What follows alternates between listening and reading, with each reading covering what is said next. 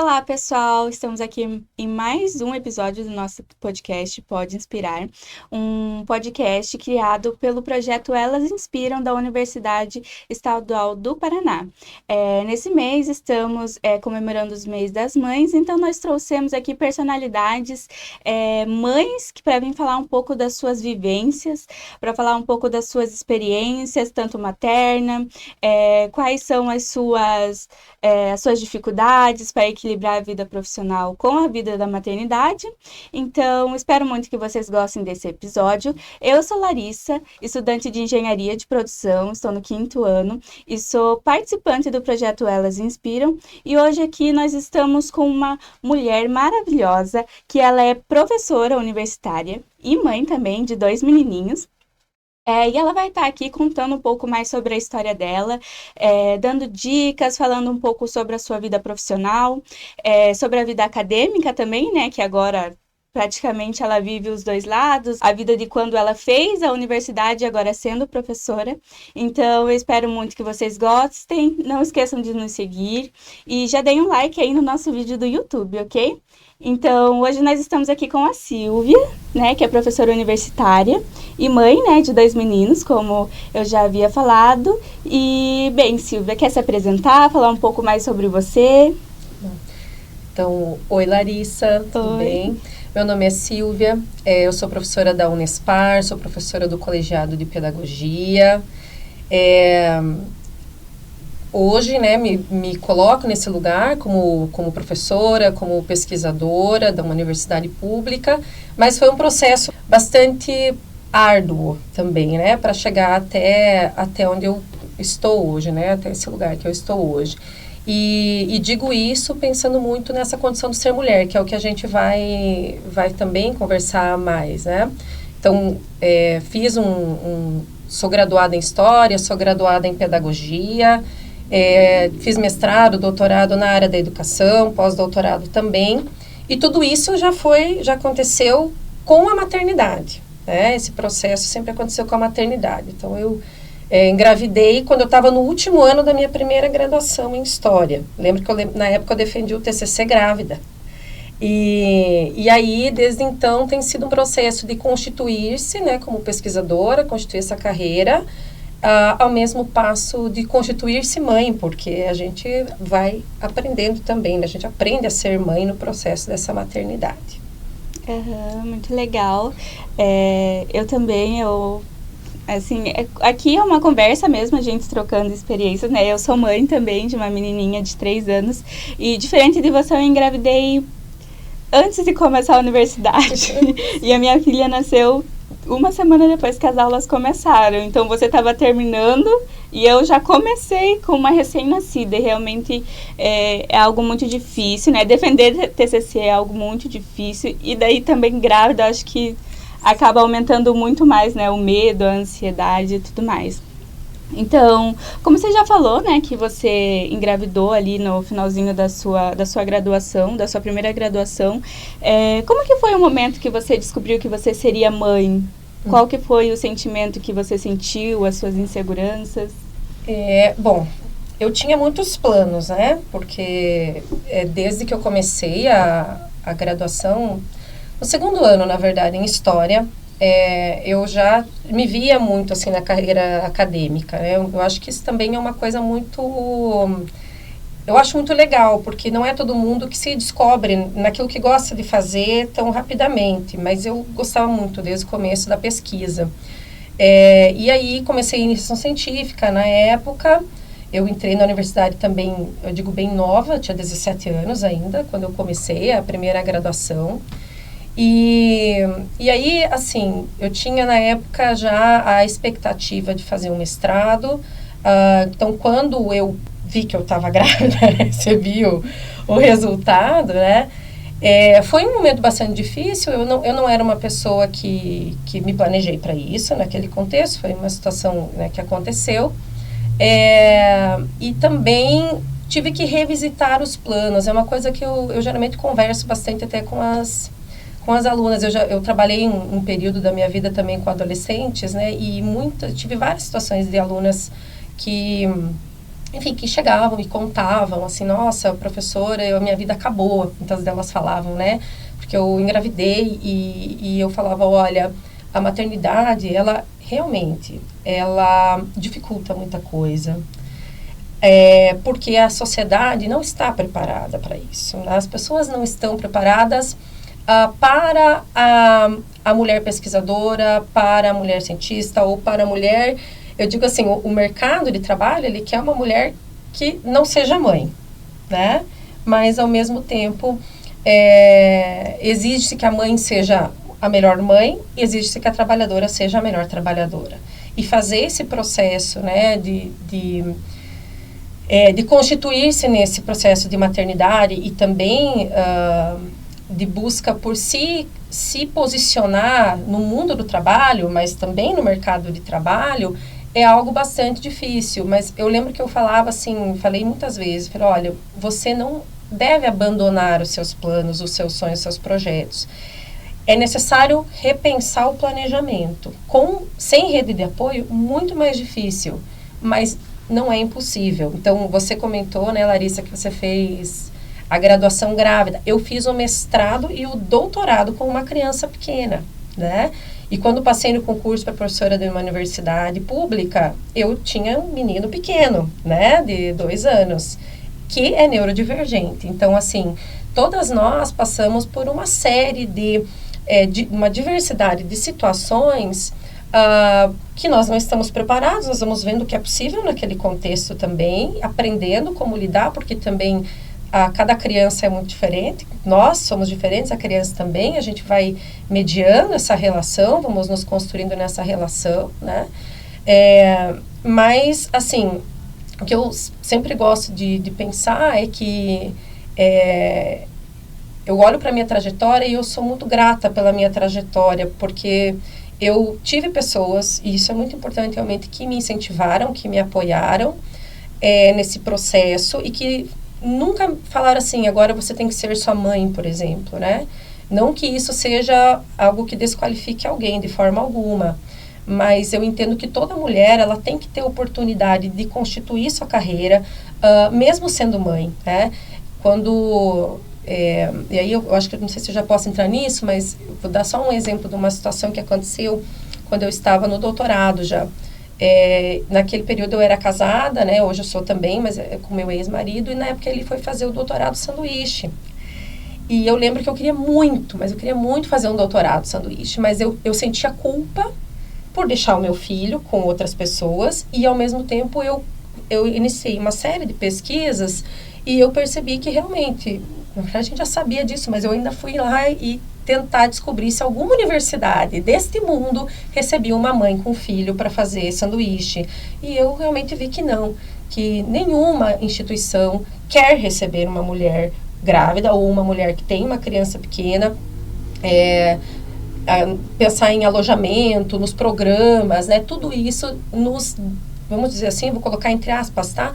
Isso nos desqualifica quando a gente tenta essas seleções, né? Tenta esses credenciamentos, tenta entrar nesses programas para ter essas experiências. Então, é muito ser mãe, cientista, né? Ser mulher nesse processo é muito difícil porque nós temos realmente muitas oportunidades que são limitadas, né? E sempre é uma luta constante por conseguir, eu diria, conciliar, talvez não seja nem a melhor palavra. Eu acho que eu me entendo hoje muito militante nesse processo, né? E em que sentido? Perceber que eu sou uma pessoa que eu não sou dividida.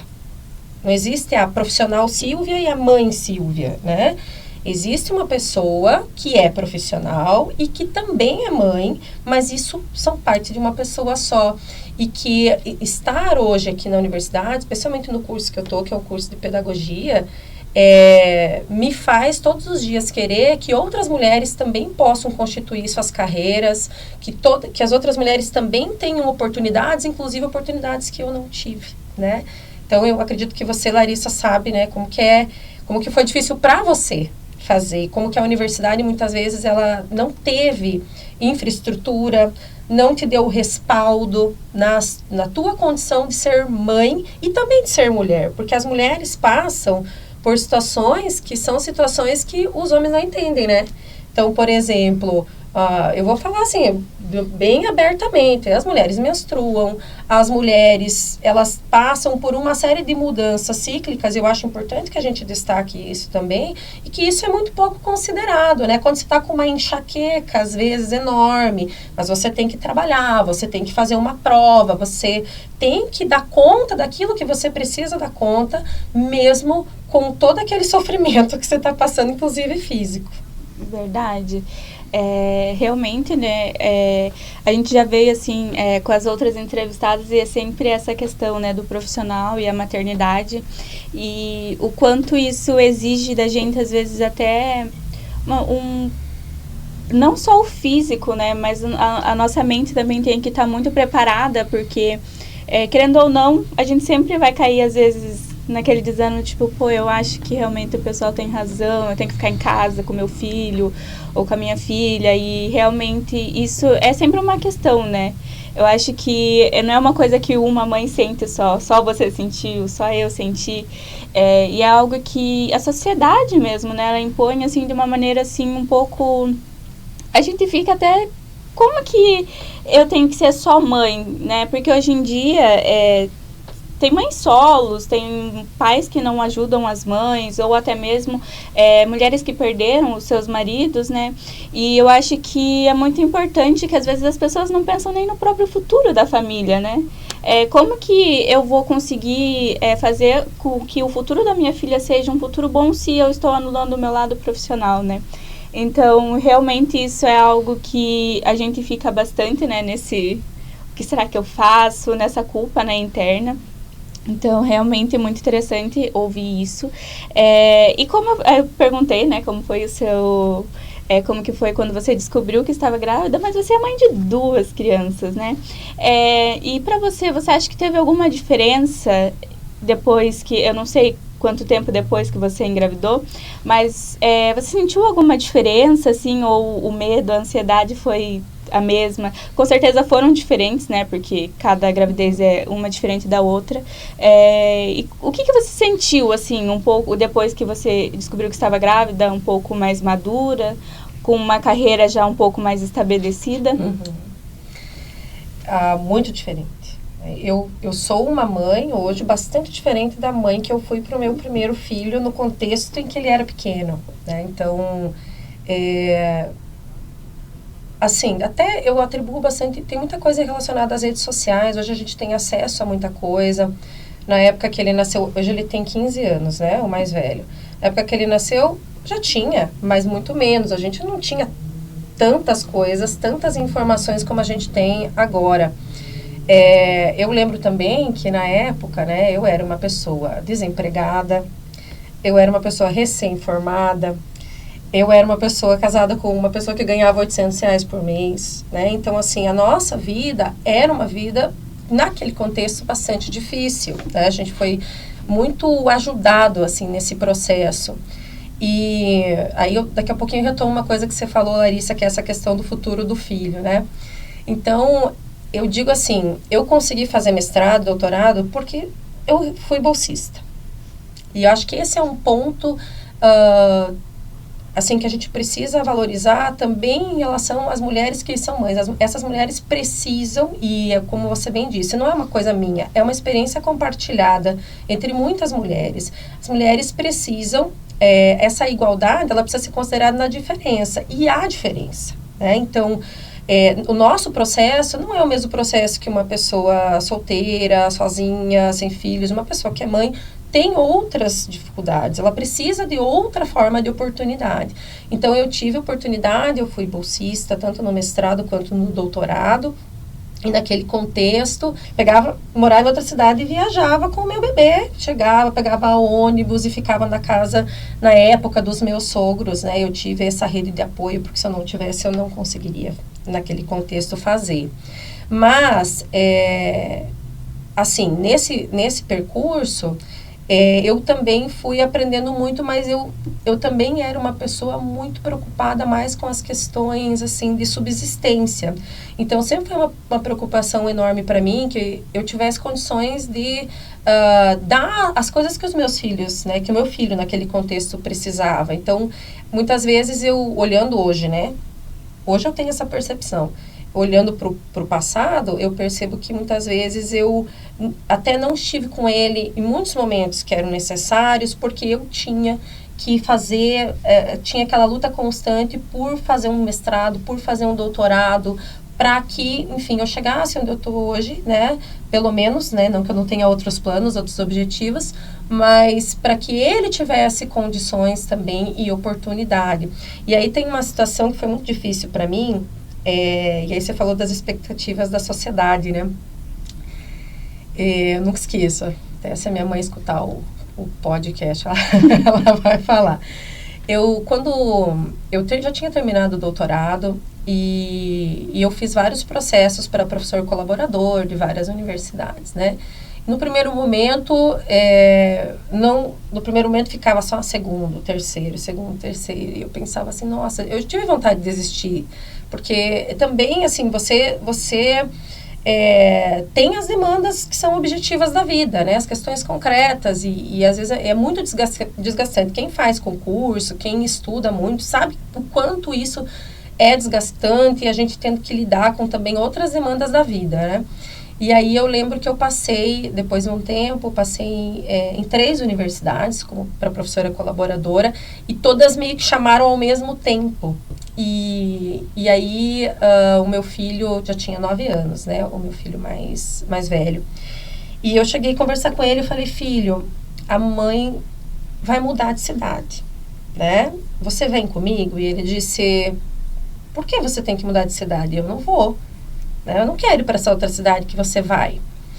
E ele queria muito saber por que eu queria mudar de cidade. Eu falei, não é que eu quero. Veja, a mamãe fez uma carreira assim, e hoje, né, eu tenho que construir oportunidades para você também. Então, o que é que você vai fazer daqui a 10 anos? Perguntei para ele, o que é que você acha que você vai estar fazendo daqui a 10 anos? Eu vou, ele respondeu para mim, eu vou sei lá, indo para a universidade. Foi mais ou menos isso. Eu falei, pois é, quem é que vai oportunizar que você possa, naquele contexto, fazer isso? E aí, claro, tem o pai dele, sim, mas na época foi muito difícil porque foi uma escolha de deixá-lo com o pai, né? Então, eu fui muito questionada por isso, muitas pessoas falaram, inclusive no lugar que eu fui trabalhar, como assim? Você deixou o seu filho? Como assim? Você veja, um homem, ele não é questionado. Com o pai da criança. Isso, um homem não é questionado porque deixou o filho com a mãe. Mas eu fui questionada, mas constantemente, inclusive pela minha mãe querida. Você não pode deixar seu filho. Era como se eu estivesse abandonando. Mas eu nunca o abandonei de forma alguma. Foi uma escolha naquele momento que foi feita com muito, muito difícil, né? Mas que foi feita inclusive pensando no bem-estar dele, porque ele tinha uma rede de apoio, ele tinha os avós perto, ele estava numa escola com colegas que ele conhecia. Veja, não seria correto eu mudar no meu ponto de vista, não estou dizendo que quem faz isso está errado também, mas do meu ponto de vista, mudar toda a vida do meu filho, para ele morar numa cidade que eu era professora contratada, eu não sei até quando eu ia ficar naquela cidade, né? Mas então por que você não mudou de ideia? Por que você não desistiu de ir para essa cidade e ficar perto do seu filho? Porque eu também sou um indivíduo, eu também tenho os meus objetivos, eu também desejo coisas na minha vida. E eu acho que entender que a gente também é mulher nesse processo, e que o filho, deixar o filho com o pai naquele contexto, os dois cuidarem, porque eu ia todo final de semana, né? Eu ia, voltava.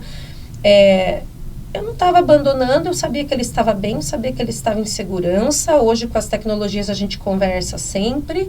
E, ao mesmo tempo, eu sabia que o que eu estava fazendo também era por ele, de alguma certa maneira, porque eu pago pensão. Eu organizo também as coisas para que ele possa ter outras oportunidades. Mas foi fácil? É legal ficar longe? Claro que não. Mas a vida não é ideal, muitas vezes, né? A vida não é ideal. A gente faz o que a gente pode no contexto que se apresenta para a gente. E eu não me arrependo disso, né? De ter feito essa escolha.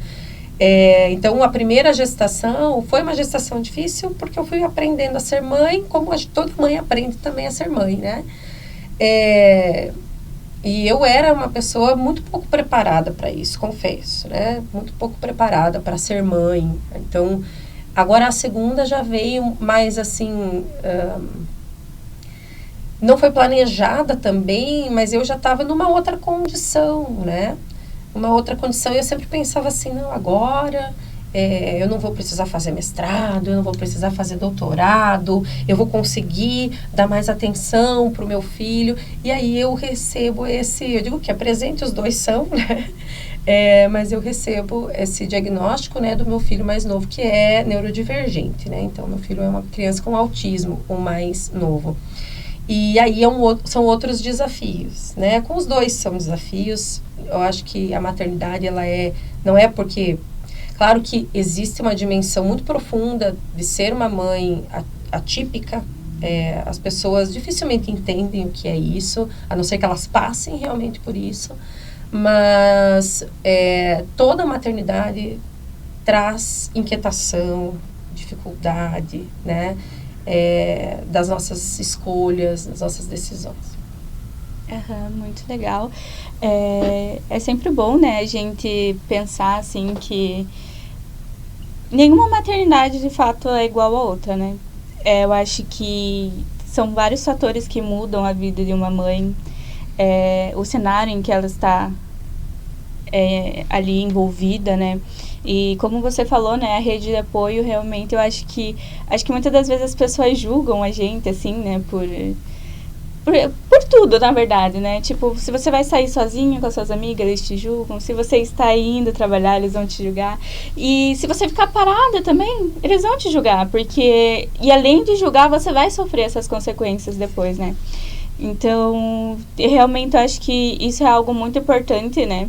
E acho que uma coisa que você falou também, que acho que é muito legal a gente falar, né? Pelo podcast ser de um projeto, né? As bolsas que as universidades, elas disponibilizam. Realmente é algo que ajuda muito, né? Eu mesmo sou bolsista desde que eu entrei. E de fato, assim, é algo que... Talvez se eu não conseguisse, não estaria aqui, porque realmente não é só estudar. Aí você tem que pensar, pô, tá faltando fralda, tá faltando isso, tá faltando aquilo. E também aquela coisa de você estar na casa da sua rede de apoio, mas você não quer sentir um peso também, né? Então, acho que você, como professora e pesquisadora também, acho que consegue falar com muito mais propriedade dessas questões das bolsas, né, de extensão, de bolsas de pesquisa científica, e o quanto isso ajuda as mães, né? Eu acho que realmente eu sinto, porque fez diferença na minha vida, assim como fez na sua.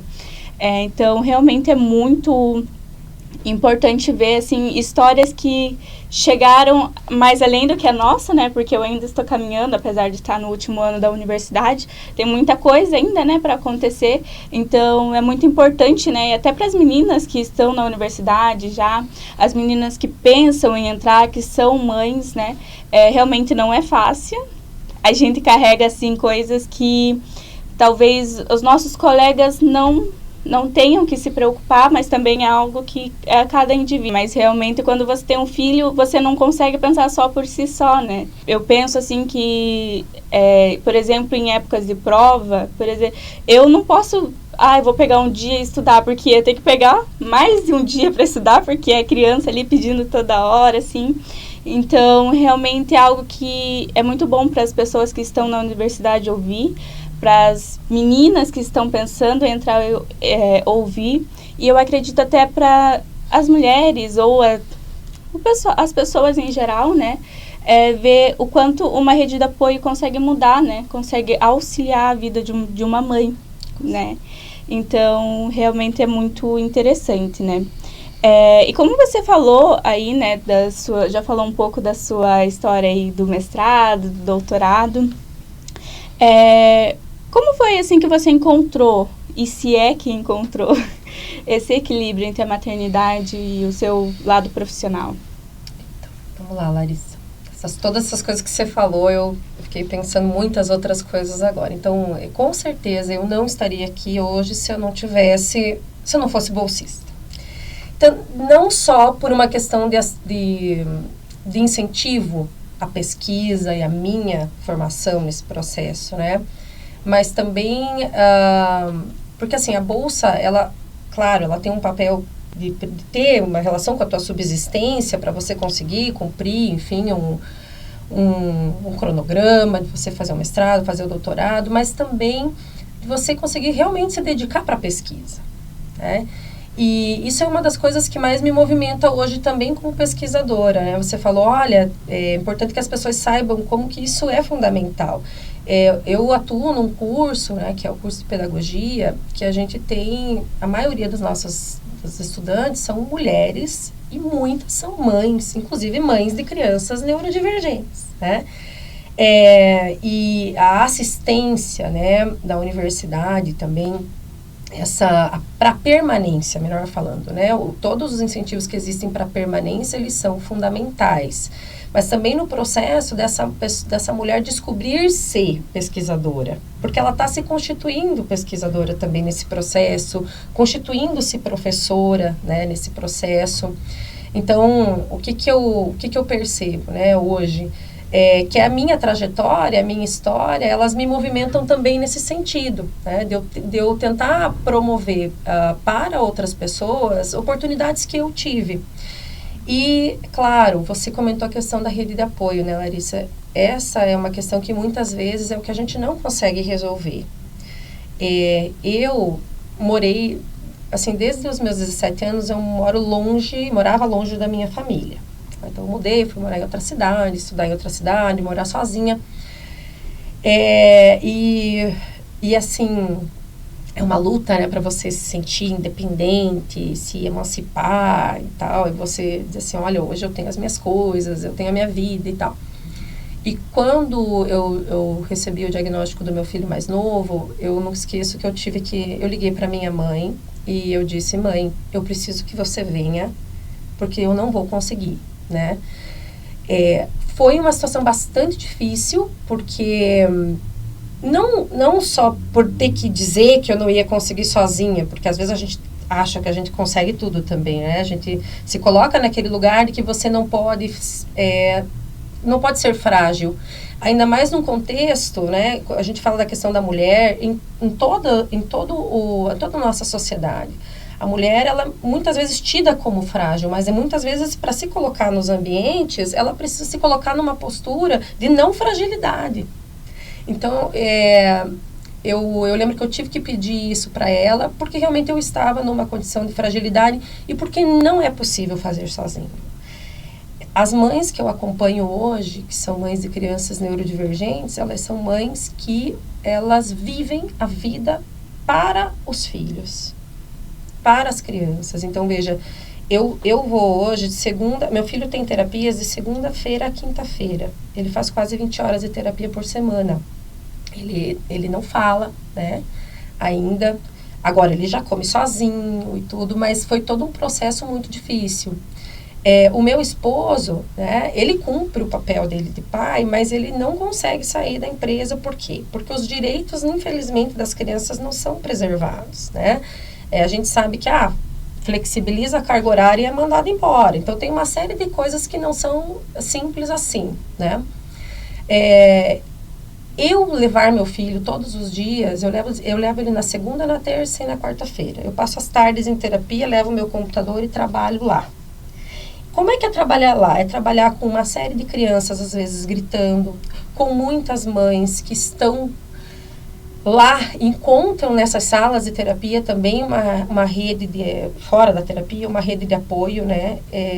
A gente não pode sair de lá. Eu não posso levar o meu filho na terapia e sair da terapia, deixar ele lá e fazer as coisas da universidade. Nós temos que ficar lá o tempo todo, porque existe uma série de coisas que podem acontecer e que a gente precisa estar disponível. E isso é semanalmente, pelo menos de 4 a 5 vezes na semana, e toda tarde, vamos colocar aqui, e não tem prazo para terminar. Não é uma coisa que eu digo assim, olha, ano que vem vai estar tudo bem e eu vou ter uma vida mais parecida com as das outras pessoas, que o meu filho está na escola e eu estou no trabalho. Então, não é assim. Então, essa questão de conciliar, especialmente uma maternidade que é atípica, é muito difícil e sem rede de apoio, eu diria, é quase impossível, né? Porque eu só consigo estar aqui hoje porque eu tenho rede de apoio, porque meu filho tem uma excelente escola, porque a minha mãe fez todo o movimento de mudar a vida inteira dela para estar comigo hoje, né? Então, eu digo assim, é um processo e é um processo que eu agradeço muito por ter tido essas pessoas ao nosso lado. E ao meu lado e do meu esposo também, né, dos meus filhos. O que eu entendo, assim, Larissa, é que, né, me pergunto isso todos os dias, como nós, enquanto sociedade, a gente precisa se movimentar para que as mães, elas tenham realmente rede de apoio, porque nem todas as mães têm mãe para fazer isso por elas, ou que pode fazer isso. Né? Minha mãe é uma pessoa aposentada, ela teve essa possibilidade, mas quantas pessoas não têm rede de apoio? Realmente, absolutamente nenhuma. Elas vivem do subsídio, não vivem, elas mal sobrevivem com o subsídio do governo, né? Com uma criança que às vezes tem 12, 13 anos, que não fala, que grita quase o tempo todo porque não consegue se expressar, então ela desregula, né? E às vezes a criança, ela até, enfim, tem comportamentos, né, que são muito difíceis para as outras pessoas entenderem. A maior parte das crianças com autismo tem comportamentos que as outras pessoas não entendem, né? As pessoas que são neurotípicas, entre aspas, aqui colocando isso. Então, eu diria assim para você, né? Precisei de rede de apoio familiar, médica, terapêutica, tá? Eu lembro que quando eu fiz a prova didática para passar no concurso da universidade, dei minha aula na prova, depois eu dei 8 aulas naquele dia, e à noite, quando eu cheguei, que eu viajei, porque minha casa é em Pinhais, município, na rede metropolitana, região metropolitana de Curitiba, eu lembro que eu cheguei e, desculpe aqui, né, quem não gosta, mas eu vomitei, muito. Eu estava muito... É uma questão de você extrapolar todo o limite físico, emocional que você tem. Porque você tem uma demanda da culpa, eu tô aqui, eu tô estudando, eu tô fazendo uma prova, meu filho tá lá, meu filho não parou de falar, meu filho não fala, eu devia estar com meu filho. Então, a nossa cabeça, ela tá o tempo todo cheia de pressões e de demandas, né? E eu escuto isso ainda, então é isso que você falou antes, né? As pessoas, elas trazem, mas você viaja, seu marido mora em outra cidade, você viaja trabalhar, você não tem medo de morrer na estrada? Tenho. Não ajuda muito as pessoas perguntarem se eu tenho medo de morrer, mas, né? Eu tenho. Seu marido não se incomoda de você viajar? Então, são essas perguntas, né? Que a gente escuta o tempo todo, mas elas são muito mais perguntas do olhar, assim, de não entender, muitas vezes, como é que a gente tem certas escolhas. Mas hoje eu vejo que há sentido, né, nas coisas que eu faço. Eu acredito muito nisso. Eu sou uma pessoa que acredita muito na escola. Eu acredito muito na educação. E acredito muito no trabalho que eu faço. Apesar de muitas pessoas falarem que, assim, nossa, não tem mais sentido, o mundo tá... Eu digo que, assim, para mim, não. Eu entendo que as experiências pelas quais eu passo hoje, né, inclusive com o meu filho mais novo, com o mais velho também, elas me constituem, inclusive, como professora, né, como ser professora, para conseguir entender muitas coisas que talvez eu não entendesse se eu não passasse por essas experiências, né? Então, não sei se eu respondi, que você perguntou por último, Larissa. Sim. Eu entrei no... Sim, eu acho que é porque quando a gente fala nessa questão de equilíbrio e maternidade, são vários fatores, né? Não é uma fórmula, assim, que a gente pode falar para uma mãe, você faz isso, e daí você vai ter equilíbrio, porque cada um vive a sua vida, né, de uma maneira, numa realidade diferente, realmente. Você falou uma coisa que eu acho que é algo que passa na cabeça de toda mãe, né? Que você falou que hoje você vê que há sentido no que você fez e no que você continua fazendo, né? E eu acho que isso é algo que passa na cabeça de toda mãe, né? Será que estou fazendo certo? Será que vai dar certo? Ou será que eu estou indo, né? Fazendo as coisas certas? Será que eu não deveria estar fazendo o que realmente todo mundo está falando para eu fazer? Uhum. Então, realmente, eu não consigo nem imaginar, né?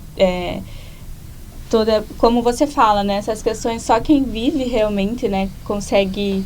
Acho que não tem nem palavras para expressar a dificuldade, né?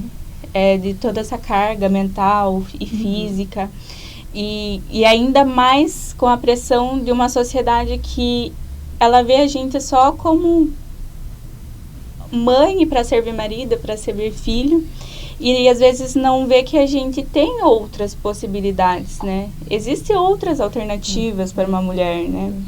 Então, realmente, e algo que você falou, né? Que as empresas hoje em dia, eu acho que é muito difícil a gente encontrar uma área que realmente dê suporte necessário para pais e mães que tenham filhos, né?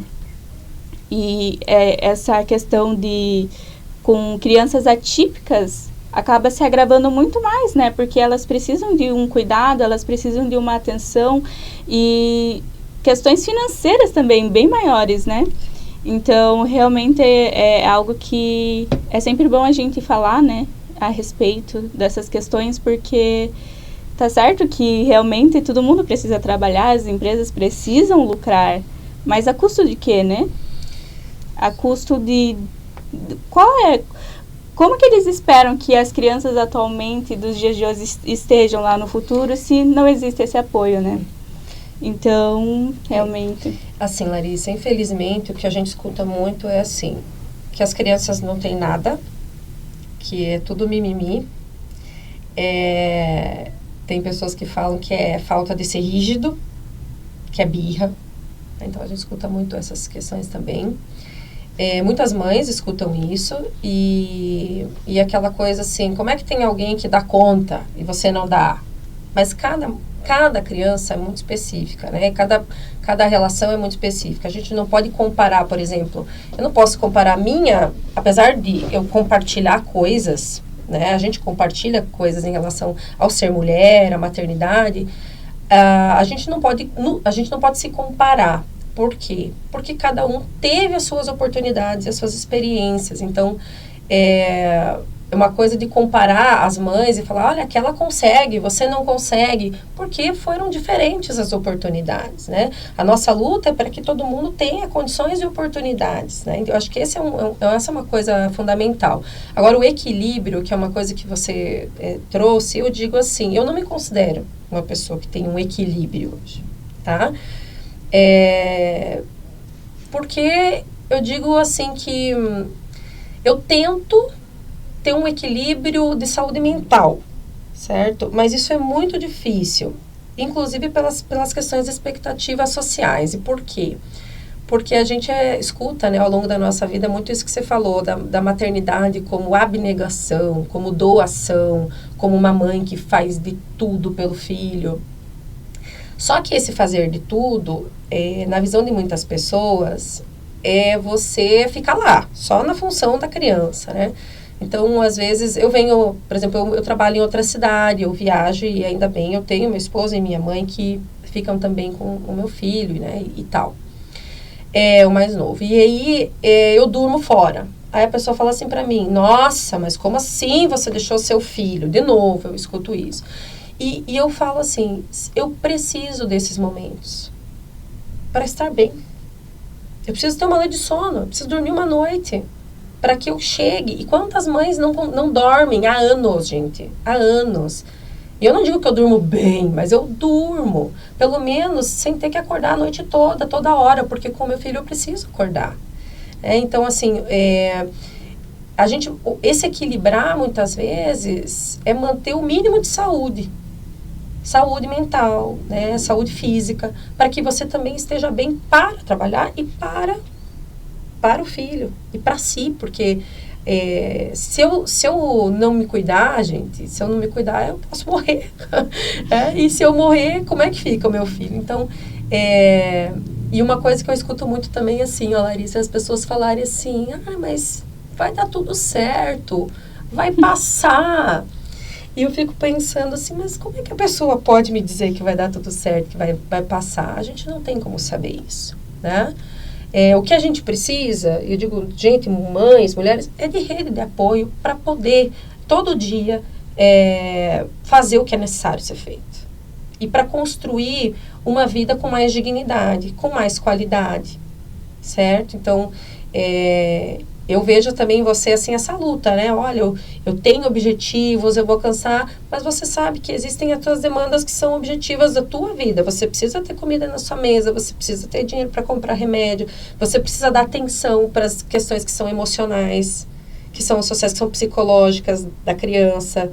Então, é tudo isso, né? E, ao lado disso, no caso das crianças neurodivergentes, especialmente, a gente tem uma outra luta, que é a luta para que as outras pessoas acolham, para que as outras pessoas... também luta com os planos de saúde, para quem tem plano de saúde, porque é uma briga, porque a gente não tem atendimento realmente qualificado e na quantidade necessária no sistema público. Se fosse pelo sistema público hoje, eu super defendo o SUS, tá? Super defendo o SUS, eu acho que é imprescindível, mas entendo que a gente precisa de muito mais em relação à questão das pessoas com deficiências, agora falando de maneira geral. Então, se fosse nesse processo pelo SUS, hoje meu filho ainda não teria diagnóstico, ele não teria terapias, e tudo isso exige o quê? Existe um investimento. É um investimento emocional, do quanto a gente luta por isso, ele é físico, ele é financeiro, né? E muitas famílias não têm a menor condição de passar por isso. Então, por exemplo, eu esses tempos atrás estava falando com o advogado, né? Porque eu falei, eu preciso entrar num processo para resolver a questão das terapias do meu filho. E ele falou, mãe, você devia flexibilizar a sua carga horária de trabalho, né? Não viajar tanto, ficar com o seu filho. E aí eu respondi para ele assim, veja bem, claro que eu acho que flexibilizar é um direito, inclusive, né, da criança. Só que eu preciso, falei para ele, trabalhar para minha saúde mental, certo? É importante que a gente tenha aquilo que a gente se identifique na nossa singularidade também, porque durante muito tempo, Larissa, eu me olhava no espelho e eu só olhava assim, eu não via a Silvia, eu não via a professora, eu não via a profissional, eu só via a mãe. E a mãe de uma criança com autismo. Então, durante muito tempo eu fiquei assim, eu sou uma mãe de uma criança com autismo. E até as pessoas, acho que conviviam comigo, percebiam, porque na minha cabeça era só isso, era resolver as questões dos meus filhos, do meu filho mais novo especificamente, né? Então, o que eu diria, né, hoje? Eu super incentivo todo mundo sempre a continuar.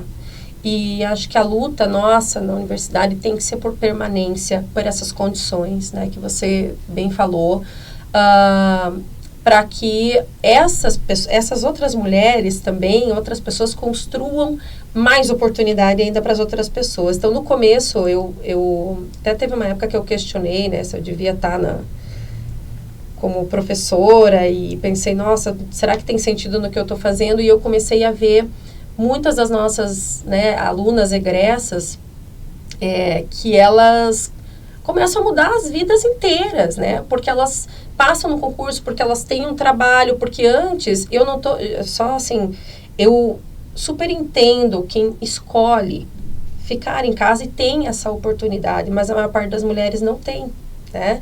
As mulheres precisam trabalhar, a maior parte são mulheres chefes de família, mãe solo, como você falou.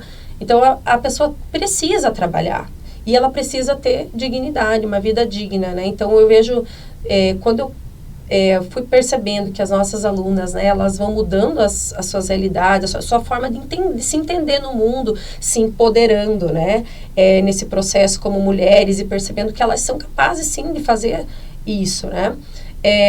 Isso sempre me movimentou mais, mas ao mesmo tempo eu também entendo que a gente não pode cobrar isso só da mulher.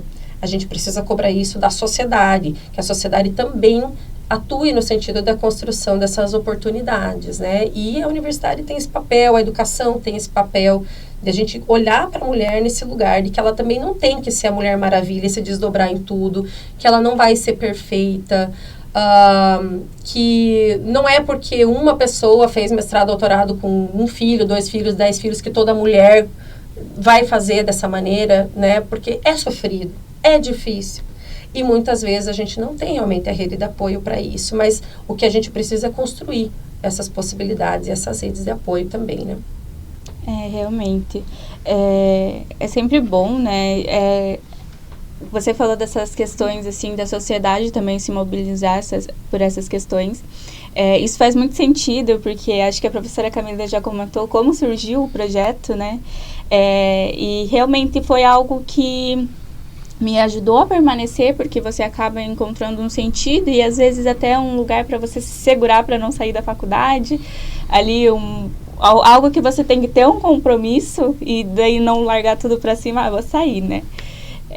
E realmente acho que essa questão, né, de você conciliar, e às vezes a gente quer ser a Mulher Maravilha e falar que eu faço isso, eu faço aquilo e não preciso de ninguém, mas realmente acho que ninguém consegue sozinho, né, independente se seja mãe ou não, mas acho muito interessante. E você falou uma frase, né, que as pessoas costumam dizer para você que vai passar, mas eu já disse isso no podcast que a gente fez com a psicóloga, né?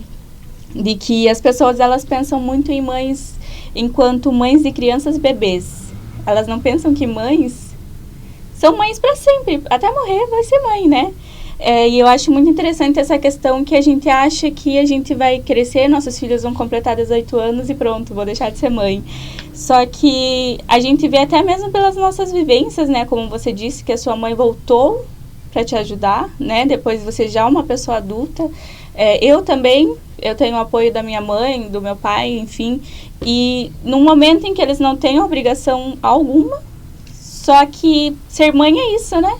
Acho que é uma questão de você ver que a sua filha precisa de ajuda, que você pode auxiliar, né?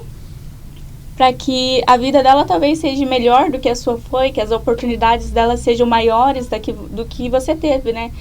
E é sempre bom pensar que mãe não é só até os 18, né?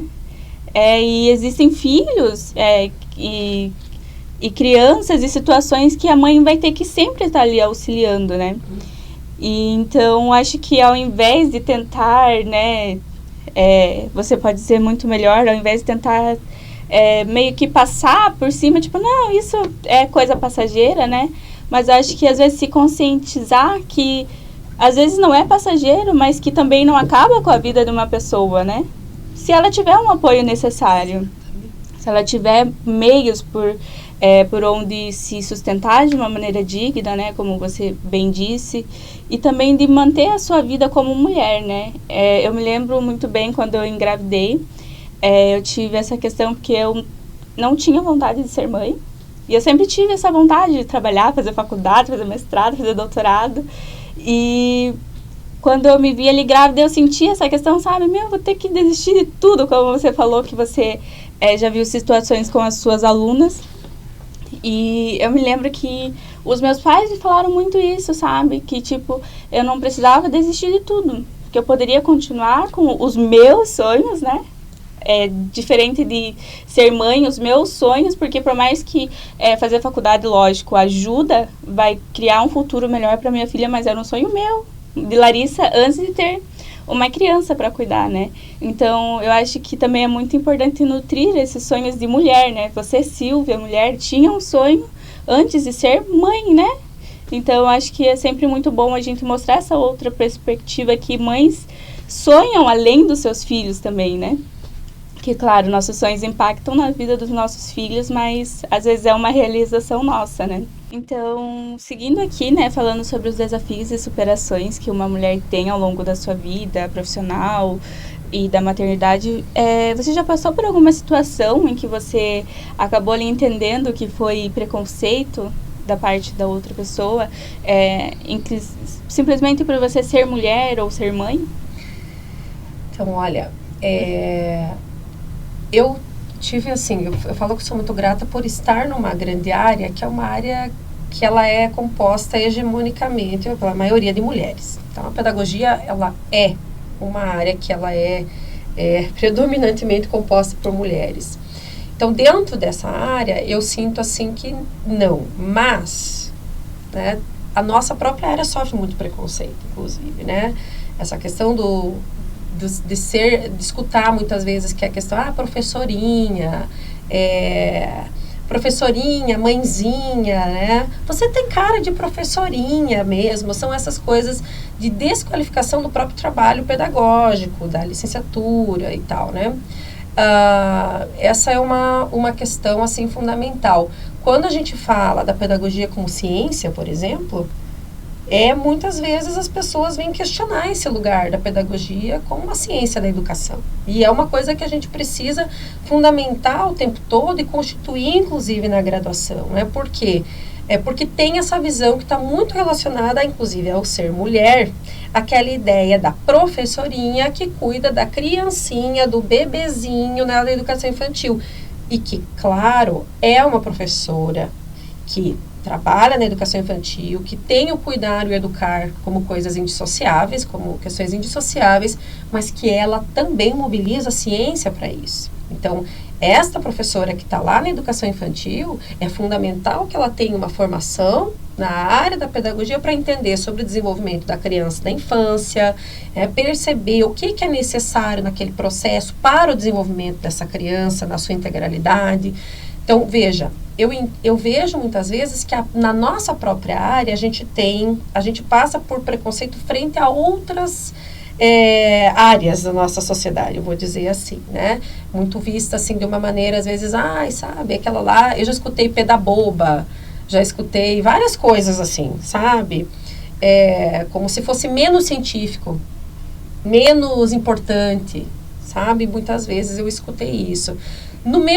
Agora, quanto à minha individualidade, né, em relação a ser mãe e a ser mulher, é muito comum também que a gente escute, por exemplo, assim, né, a questão do ter filho. Mas você que escolheu ter filho. Nossa, mas agora tem uma coisa assim, mesmo na universidade pública, às vezes a gente percebe veja, ser mãe é um direito. É um direito também, eu tenho direito de ser mãe, né?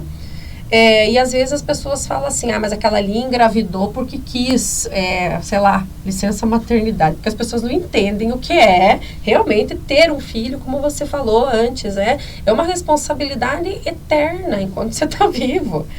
Então, assim, não se trata de uma escolha, assim, uma pessoa que tem um filho para ter uma licença maternidade. Não estou dizendo que não possa existir isso, mas não é o caso. Então, muitas vezes é visto dessa forma, assim, quer ter filho para ganhar bolsa. Tem gente que fala essas coisas absurdas na nossa sociedade, né?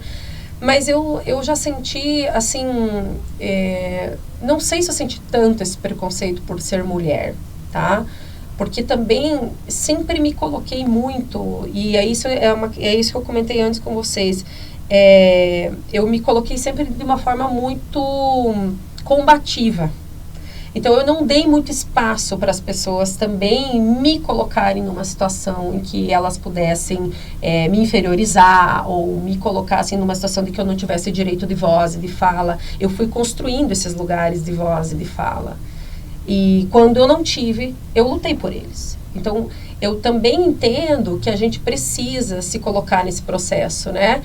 Dizendo, olha, eu estou aqui, eu sou mulher, eu sou professora, eu sou cientista, eu sou mãe, e esse é o meu lugar de fala. E não há nenhum demérito em estar nesse lugar de fala, muito pelo contrário, eu tenho a partir desse lugar experiências que os outros não têm, que as outras pessoas muitas vezes não têm, e a partir dessas experiências e com elas é que a gente pode construir outras coisas que outras pessoas que não têm essas experiências talvez não consigam.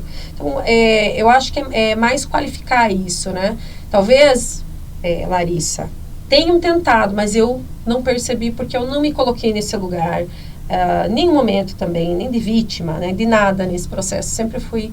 agora sim, eu sofro muito em relação ao meu filho mais novo, né, o preconceito eu sinto quando as pessoas olham para ele, e talvez seja porque eu sinto isso também em mim, essa dificuldade de entender o diferente, porque ser uma mãe uma mãe atípica também é que eu acolha e aceite o meu filho da maneira como ele é todos os dias, entendendo que ninguém é perfeito. E ele é ele na sua singularidade e ele é maravilhoso na condição que ele tem. Só que às vezes, né, eu escutei isso de um médico esses dias, nenhuma mãe, ela gesta uma criança neurodivergente. Você não está preparada para isso. Não está preparada nem para um filho típico, né? Entre aspas. Quanto mais para uma criança que vem com muitas outras demandas. Então, é um trabalho de se desconstruir também e se reconstruir. Mas existe preconceito na nossa sociedade em relação a isso. E é muito grande. Você vai no mercado, né? Seu filho está se jogando no chão. As pessoas começam a falar, ai, por que trouxe? Ou então, ai, essa criança faz birra, por que não dá uns tapas? As pessoas falam essas coisas, né? E não entendem nada sobre o processo de uma pessoa realmente ter um desenvolvimento neurológico, né, do cérebro, que é diferente. É neuroatípico porque é diferente a maneira como se desenvolve.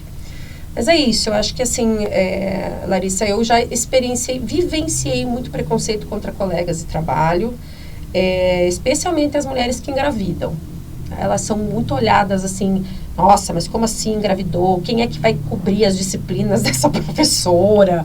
Coisas assim, eu que não vou, porque ela não quer trabalhar. Já experienciei muito isso, né? Mas assim, se alguém tentou, sinceramente, eu deixei passar. Falhou na missão. Falhou. Acho que, infelizmente, né, essas questões, acho que é muito por falta de conhecimento, né? As pessoas, elas preferem viver lá na antiguidade, onde tudo se resolvia na paulada, praticamente, né? Do que, às vezes, pensar em como que uma mãe está tentando desenvolver o seu filho, né? Porque na maioria das vezes as pessoas acham que a solução é você trancar o seu filho dentro da sua casa. Ele não vai poder acessar lugares que todas as pessoas acessam só por causa, né, das suas questões. Então, acho que é sempre muito bom, né, a gente tocar nesses assuntos, né, e falar que da mesma forma que uma mãe de uma criança típica, né, leva seu filho para ir no supermercado, leva no parquinho, no cinema.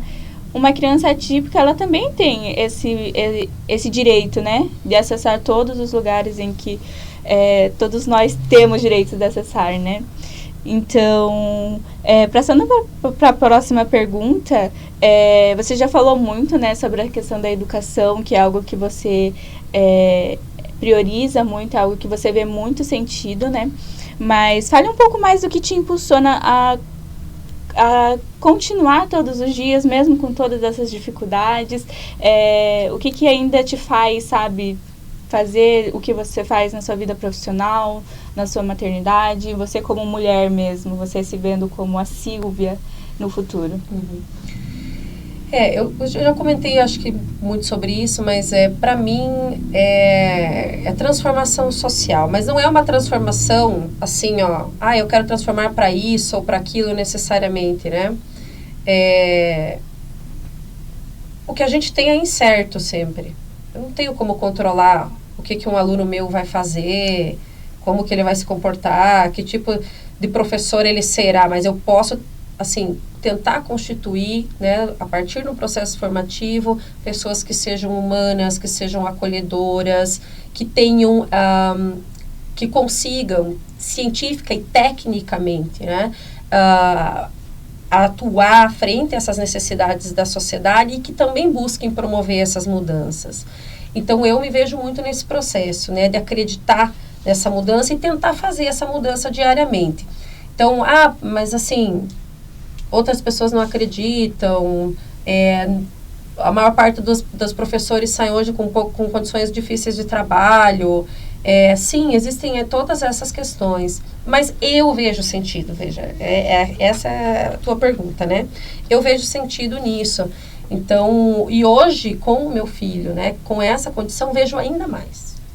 Ao contrário de ver menos, eu vejo ainda mais, né? Então, eu entendo que essa minha experiência, né, como mulher, como mãe, ela me motiva e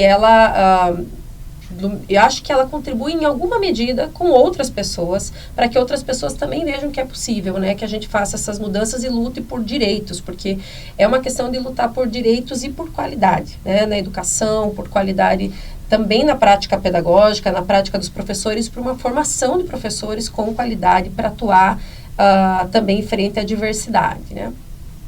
Uhum.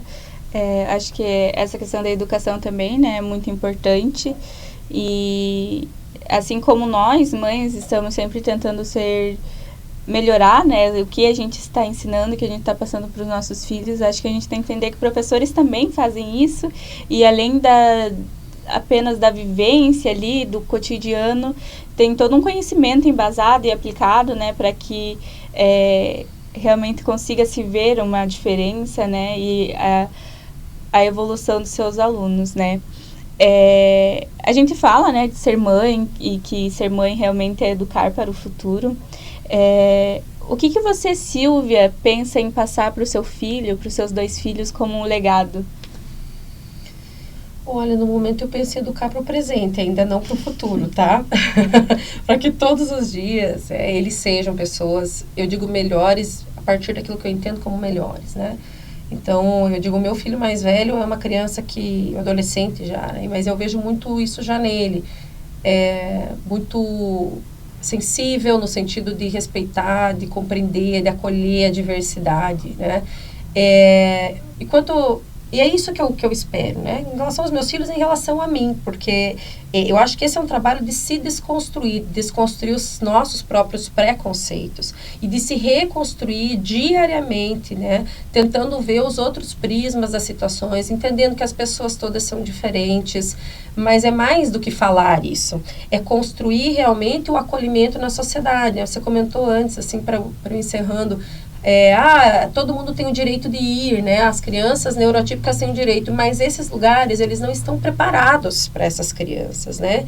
Então, assim, a gente tem uma escola, muitas vezes, que tem lá uma série de lugares, de espaços, né? Para desenvolver crianças que são supostamente neurotípicas, mas que não tem, muitas vezes, os espaços adequados para as crianças que não são. Então, às vezes, uma criança que tem uma sensibilidade auditiva, ela tem que ficar numa sala de aula com outras 20 crianças gritando. Então, esses dias mesmo eu cheguei num lugar, num plano de saúde, para fazer uma perícia do meu filho, que cada 6 meses ele passa por perícia. O diagnóstico não muda, né? Ele não vai deixar de ser uma pessoa com autismo, mas ele passa por perícia. E no lugar que é para acolhimento, não tem uma sala em que a criança possa ficar um pouquinho em silêncio.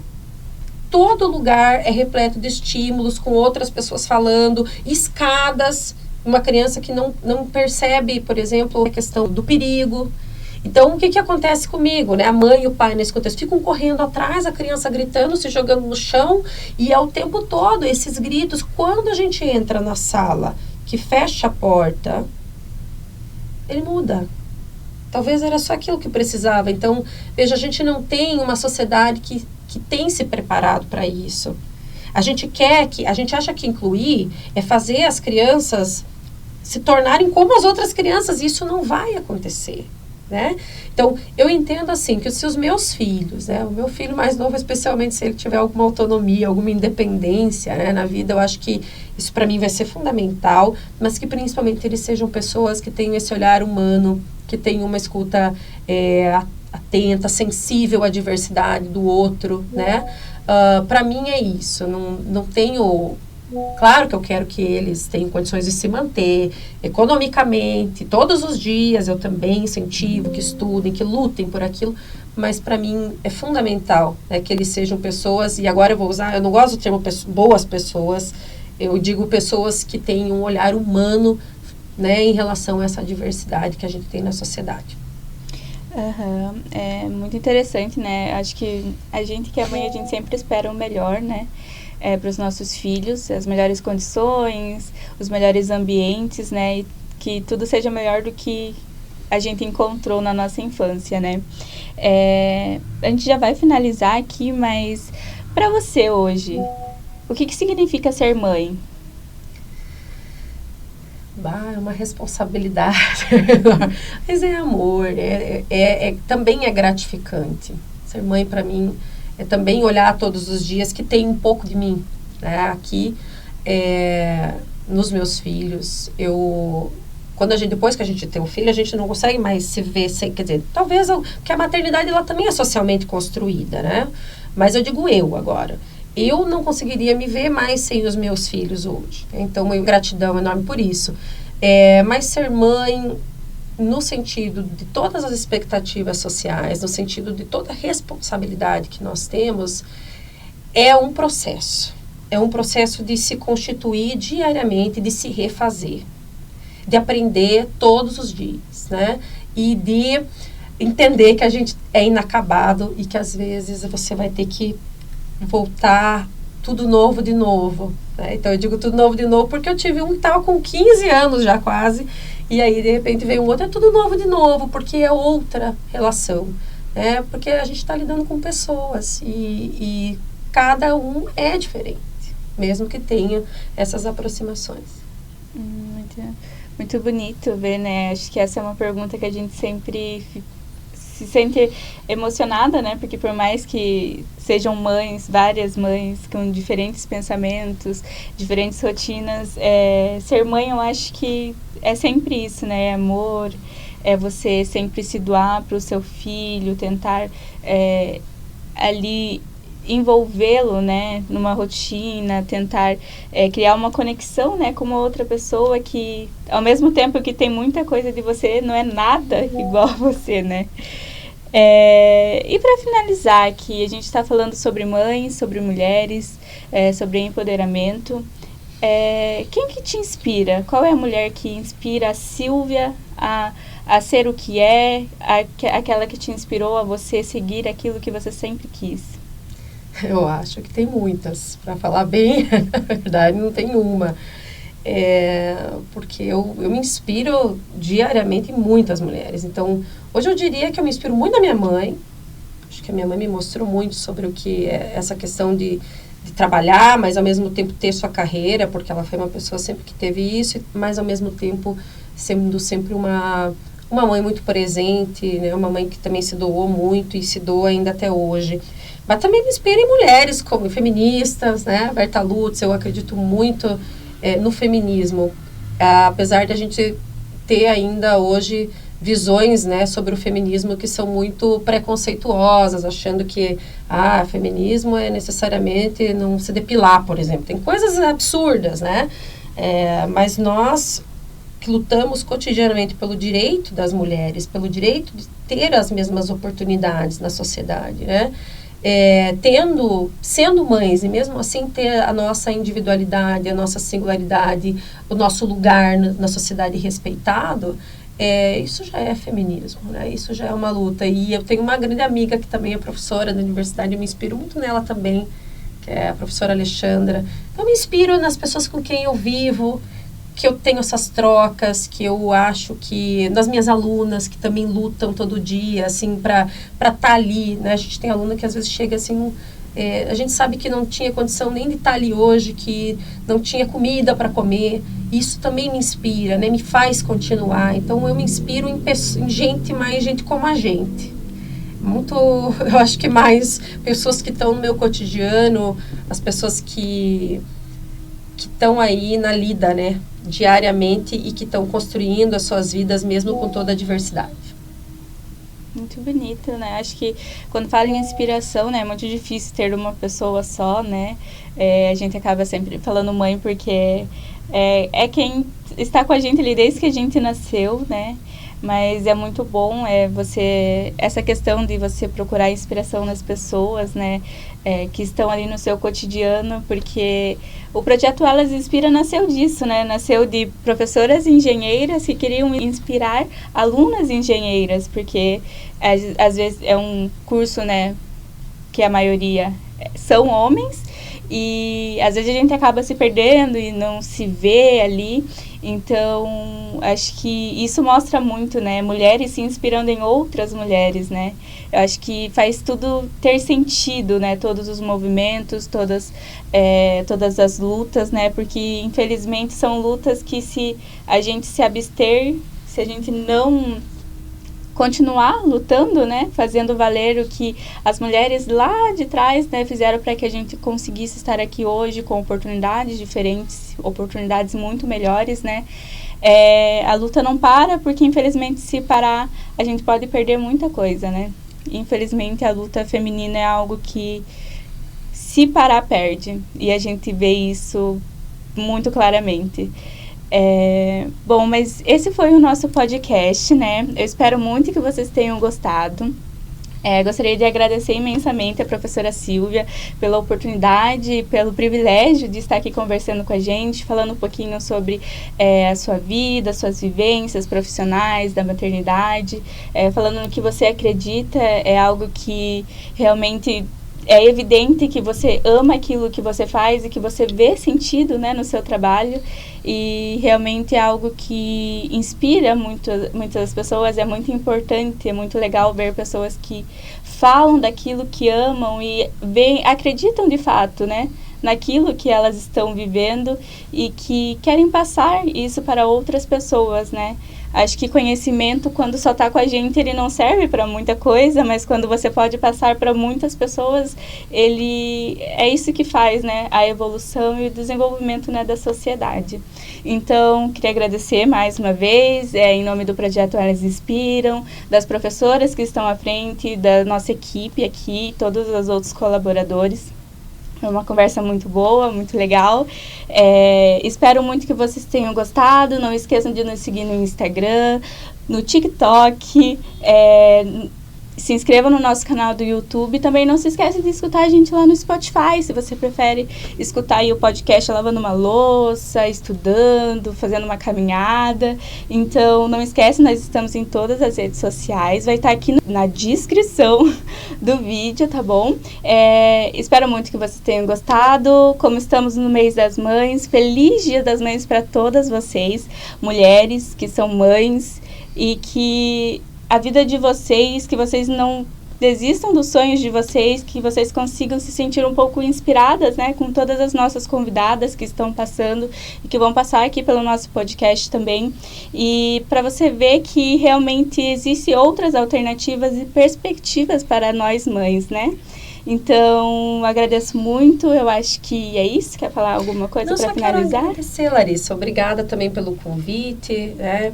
Espero, assim, contribuir para isso que você falou, para que as pessoas, às vezes, né, vejam que há outros caminhos também, que é possível, né, ter outros caminhos, mas, assim, ao mesmo tempo, também, né, não digo que eu deva ser uma inspiração para alguém, né, mas que a gente consiga mostrar que é possível, mesmo que difícil, né, que a gente também continue lutando, né, para construir nossos direitos, defender os nossos direitos, garantir nossos direitos, e o nosso lugar, né, nosso lugar como mulheres nesse mundo e nessa sociedade. Então, obrigada.